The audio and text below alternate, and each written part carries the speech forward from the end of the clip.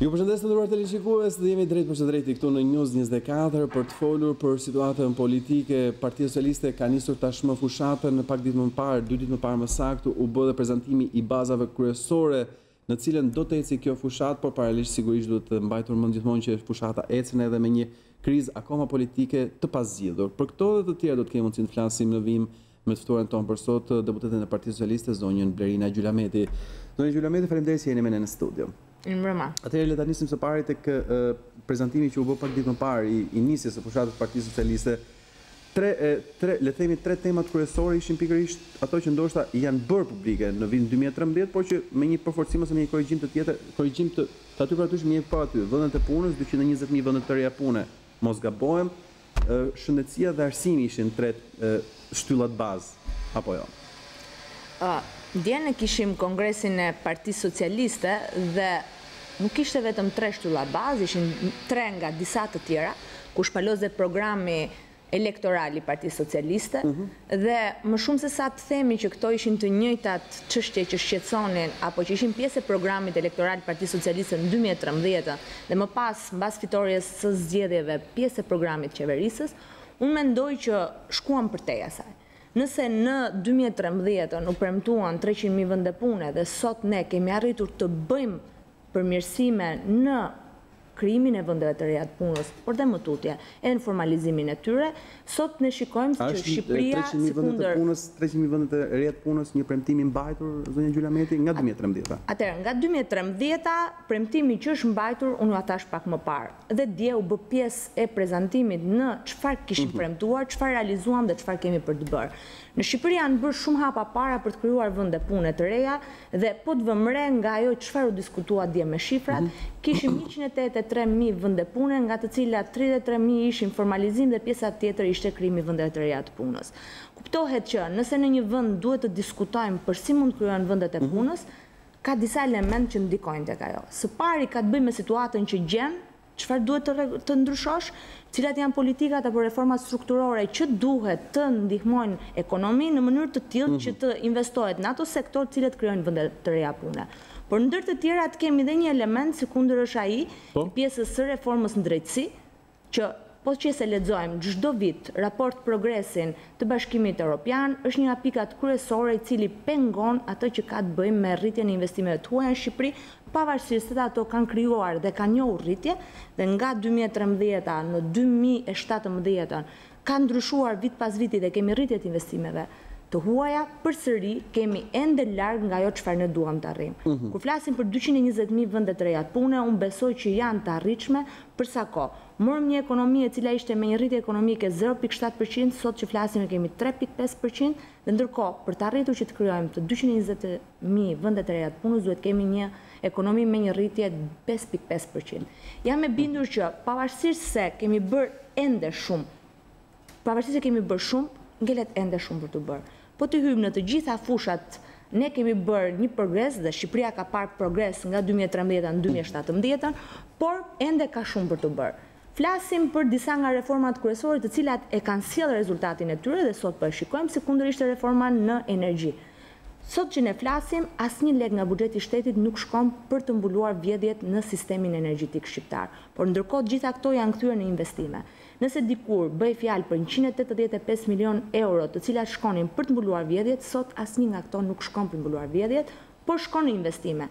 Bashkë mund shikojmë dhe kemi disa ndryshime që mund t'i flasim, sekundër janë investime në rrjetin energjetik që nuk ishin bërë prej 50 vitesh në Shqipëri.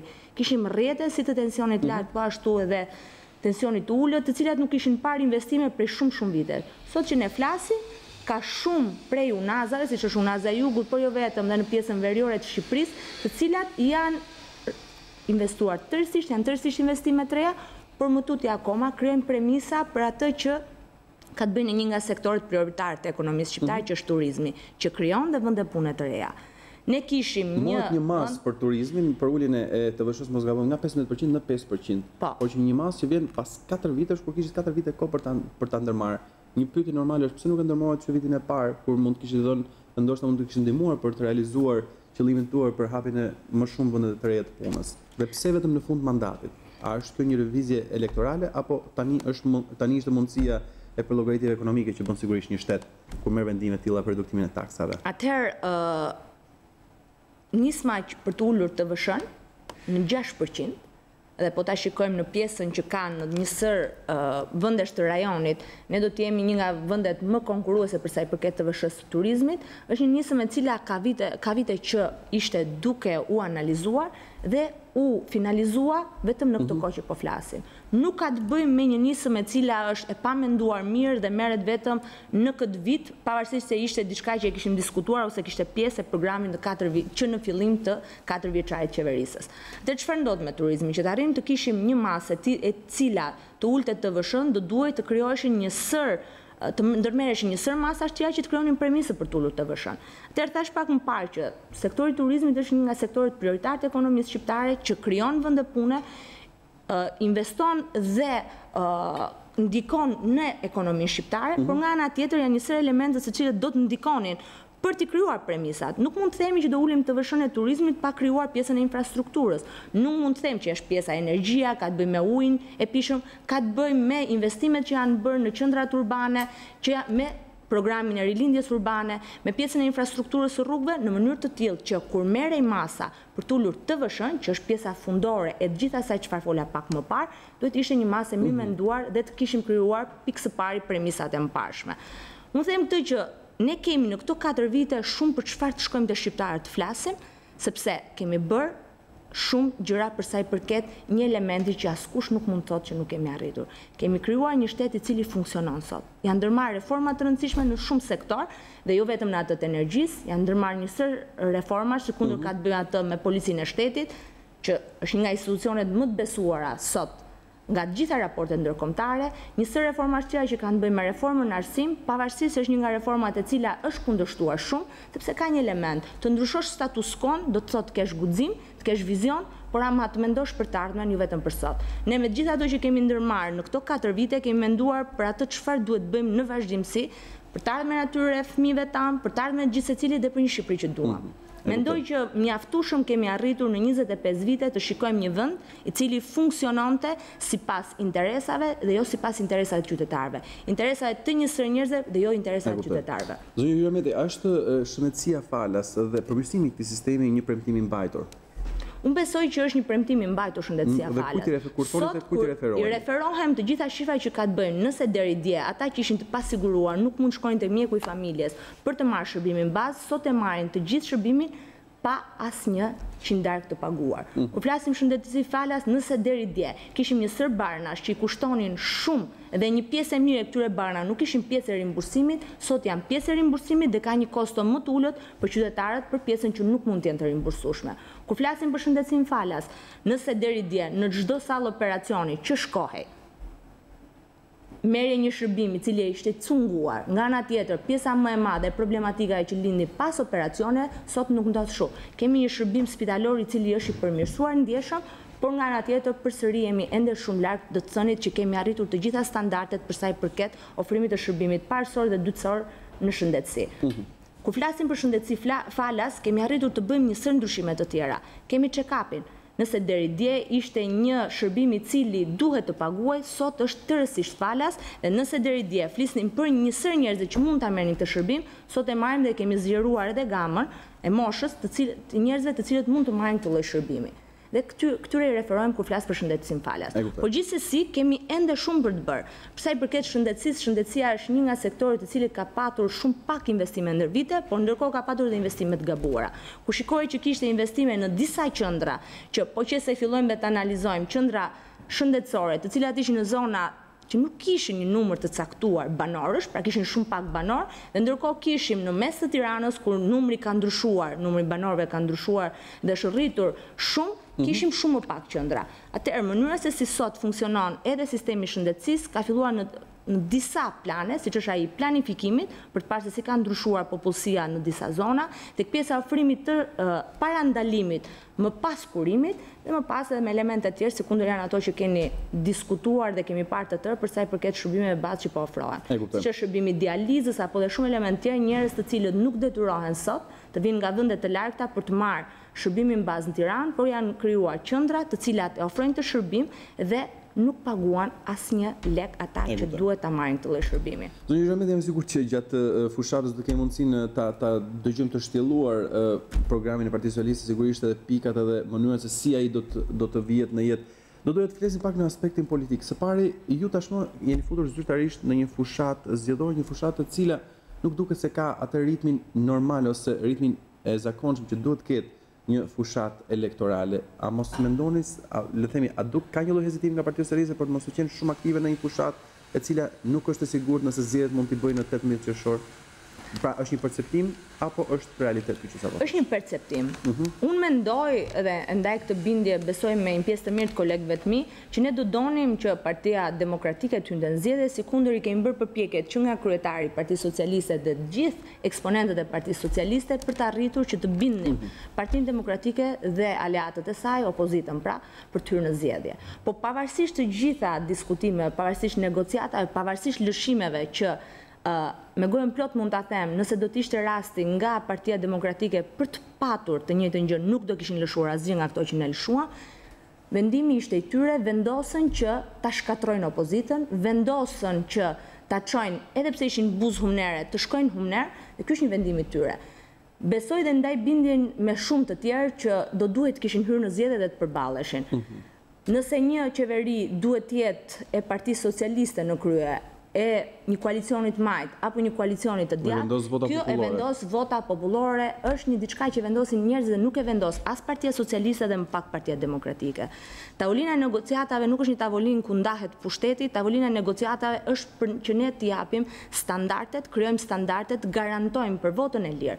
Nëse Partia Demokratike vendosi të mos hyjë, kjo nuk cënon as pak fushatën e Partisë Socialiste apo të gjithë të 15 partive që kanë hyrë në zgjedhje, sepse unë mendoj që ne diskutimin, ne fushatën e bëjmë me qytetarët dhe nuk e bëjmë me kundërshtarët. E bëjmë me qytetarët sepse besoj që për çfarë ne kemi për të thënë tek qytetarët janë shumë, kemi bërë shumë, por ama përsëri edhe për një element tjetër që duhet jemi kokë ulur për çfarë nuk kemi bërë, sepse në shumë vite ato që duhet ishin bërë shumë kohë përpara, po bëhen në këto 4 vite. Dhe mendoj që një farë kosto njerëzit e kanë ndier për çfarë është bërë, por gjithkush mendon që ka një kosto për sa i përket asaj çfarë do të presin nesër. Ritmi do duhet ju them vetëm shkurtimisht. Shkurtimisht. Unë mendoj, kthehem përsëri këtu tek e njëjta tek pjesa e Partisë Demokratike. Të gjitha skenarët, të gjitha çfarë po bëhen ka të bëjnë me atë çfarë ka bërë Partia Demokratike në historinë e saj. Kur ka qenë pushtet apo kur ka dalë në opozitë. Unë besoj që shqiptarët nuk e kanë të shkurtër imagjinatën për të mbajtur mend se çfarë u bën në Shqipëri në 97-ën. As çfarë u bë me firmat piramidale, dhe aq më pak se sa nëna janë veshur me xeza me çfarë ka ndodhur në Shqipëri. Aq më pak njerëzit mund të harrojnë se çfarë ka ndodhur sa herë vinë pushtet apo largohen me çfarë kanë bërë. Nuk duket pak e vjetër si e përdor teoria e 97 sepse ka zëruar Zoti Rama në 2005. Nuk është e vjetër fare. Do të thonë Zoti Rama bëri një fushatë negativiste në 2005, ju kujtoj këtë, ka bërë një fushatë negativiste për 97-ën e Zotit Berisha dhe ju kujton që raporti ishte që Partia Demokratike erdhi në pushtet. Do të lutesha për një gjë të mos më kujtoni faktin se çfarë ka bërë kryetari Rama për një element që nuk është as pak karakteristike e Partisë Socialiste dhe aq më pak e kryetarit Rama. Nuk kemi bërë kur një fushatë negative. Nuk kemi bërë kur një fushatë negative, por Rama ka një element tjetër.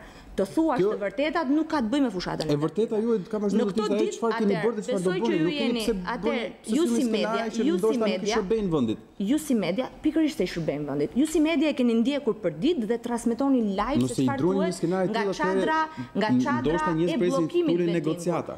Nga çadra e bllokimit vettingut, nga çadra e bllokimit vendit, nga çadra që do ta mbaj peng Shqipërinë. Ju besoj ndiqni dhe si të gjithë ne dhe të shqiptarët e ndjekin çfarë ndodh. Po ndjekin Zoti Basha thotë që është i gatshëm ta votojë vettingun nëse jepet qeveria teknike për garantuar zgjedhjet.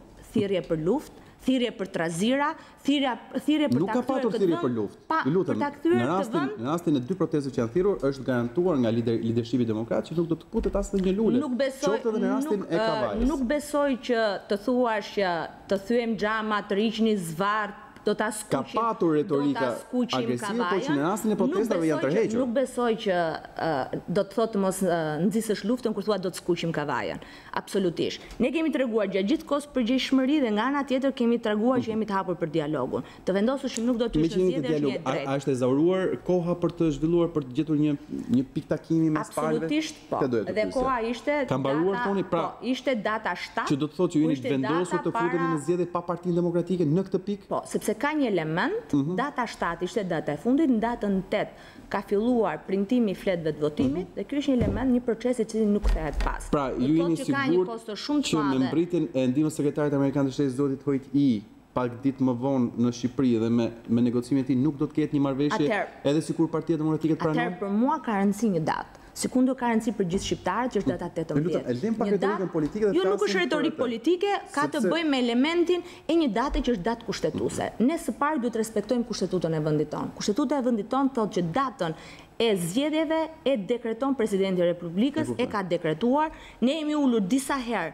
në tavolinë, Zoti Rama ul vazhdimisht në tavolinë me Zotin Basha për të arritur kishin një konsensus për të bindur Partinë Demokratike për të hyrë në zgjedhje. Kjo është zgjedhja e tyre, nuk është zgjedhja jonë. Ne e kemi të gjithë diskutimin dhe çfarë duhet të bëjmë, e kemi me qytetarët shqiptarë, të cilët janë ata që vendosin në datën 18, nëse është Partia Socialiste apo ndonjë parti tjetër. Unë mendoj që parlamenti pas datës 18 do të jetë një parlament që për herë të parë do të ketë një mënyrë diskutimi politik që së paku nuk do lodhi shqiptarë dhe nuk do bëjnë që të ndrojnë kanalin për sa i përket diskutimit dhe debatit që zhvillohet aty brenda, që nuk ngjason as pak me një debat në parlament, por ngjason shumë tepër me pra mendoni vetë një diskutimi normal brenda grupit parlamentar Partisë Socialiste? Nuk është opozit do të ketë parlamenti, është normale, nuk arrin që Partia Socialiste të ketë 140 vende. Opozit do të ketë. Po 71 do të keni, apo jo? Unë besoj që nëse Partia Socialiste do të kishte vendosur në 2011, kur ju dhodh mandati kryetarit bashkisë në tavolinë, do kishte vendosur të mos hynte në zgjedhje, do ishte ndryshe diskutimi. Nuk do na kishin lëshuar kaq sa shëshuam ne hymë në zgjedhje. Në 2013 e njëjta gjë ne hymë në zgjedhje. Shumë gjëra nga ndodhur në Shqipëri dhe Partia Socialiste asnjëherë nuk është tërhequr nga të hyrjet në zgjedhje. Kemi diskutuar dhe vazhdojmë të diskutojmë për sa i përket garantimit votës lirë. Kjo ka rëndësi për qytetarët shqiptar që të jenë të lirë të votojnë për atë parti që mendojnë që mund t'i përfaqësojnë më mirë në qeverisjen e ardhshme. Dhe unë mendoj që ne kemi të gjitha premisat për të arritur që të jemi ne ata që do vazhdojmë në rrugtimin e Shqipërisë. Kur thoni ju, Partia Socialiste e vetme zonja Gjylameti, pra nëse ju garantoni 71 vota në zgjedhjet e 18 qershorit, a do të kërkoni ta zgjeroni më tej votën tuaj për të pasur qeverisje më të madhe apo do mjaftoni me 71 vota tuaja për të krijuar qeverinë? Unë mendoj që çdo Dhe pyetja sigurisht është, a do ketë një koalicion post-zgjedhor me Lëvizjen Socialiste për integrim? Kjo është për tu parë. Nuk është një diskutim, është një diskutim që është për tu parë, janë vendimarrje politike të cilat merren duke diskutuar me kryesitë e partive përkatëse në vendimet që do të merren. Që do të thotë që ka përfunduar marrëveshja e 1 prillit mes PS-së dhe LSI-në në këtë pikë? Nuk ka, atëherë me Lëvizjen Socialiste për integrim ne jemi në një partneritet strategjik. Për çdo reformë të rëndësishme nevojiten 84 vota dhe ju e dini fare mirë që do të thotë që partneriteti me Lëvizjen Socialiste për integrim është një partneritet strategjik. Nuk ka qenë për çështje pushteti, ka qenë partneriteti. Pse hezitoni thonë që pas